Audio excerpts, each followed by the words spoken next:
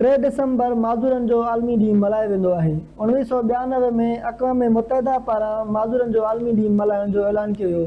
दुनिया में मुख़्तलिफ़ मुल्कनि में माज़ूरनि खे मुख़्तलिफ़ सहूलियतूं फराहम कयूं वेंदियूं आहिनि। अचो टेरोरी में रहंदड़ माज़ूरनि सां ॻाल्हि ॿोल कयूं त पाकिस्तान हुकूमत तरफ़ां उन्हनि खे कहिड़ियूं सहूलियतूं फराहम कयूं वञनि थियूं। फंड के हवाले से भी बैतुल माल में हमने जमा करवाए फॉर्म वगैरह, वो भी अभी तक जो है फंड हमें किसी को भी नहीं मिला। एक भी हमारे मेंबर को अभी तक कोई भी पैसे, कोई भी किस्म की मदद नहीं हुई किसी भी इदारे की तरफ से। और जो मदद है किसी की भी हम करते हैं तो हमारी वेलफेयर के थ्रू ही होती है। हम सब दोस्त मिलकर ही इसकी मदद करते हैं। व्हील चेयर देनी हो या कोई भी सामान देना हो, रमजान तक में भी हमारी मदद नहीं की जाती।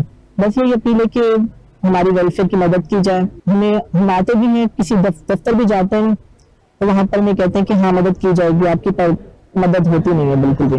5 सालनि जी उमिरि ताईं अञा नौकरीअ जो को सिलसिलो कोन मिलियो आहे असांखे, न ई कोई माज़ूरनि जो फंड मिलियो आहे। माज़ूरीअ जे हालत में असां पढ़ाई बि कई आहे, माशाल्लाह BSc क्लियर आहे मुंहिंजी। न ई असांखे नौकरी थी मिले, न ई काॾां कमायो को फंड।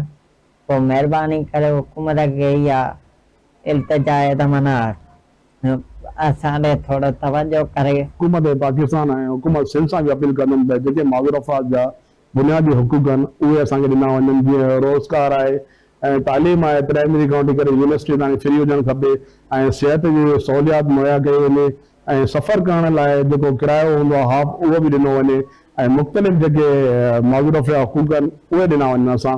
ऐं मां साईं कुमल शाह खे अपील कंदुसि ऐं माशाल्लाह मोअज़िज़ सियासतदान आहे, नौजवान सियासतदान आहे ऐं समाजी कमु करण वारो आहे, त हुनखे अपील कंदुमि पंहिंजे शहर जे हिसाब सां माज़ूर अफ़राद जो हिकिड़ो फलाई सेंटर खोलियो वञे।